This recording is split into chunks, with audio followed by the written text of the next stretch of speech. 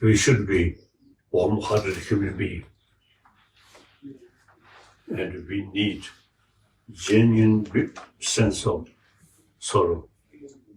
Brothers, sisters, or humanity, work together, live together among humanity. In the name of different nation, different ideology, and fighting, killing is totally wrong. Now we have to think humanity, all human beings same. Nothing to do with religion. Just a human value. When we're born from mother, no particular religion, but mother's care, maximum way.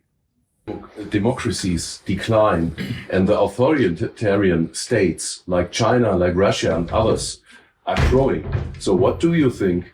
How will the world develop and how should we react on that? Important is the concept oneness of 7 to 8 billion human beings. Shared concept. 1, 2, 3. 1, 2, 3.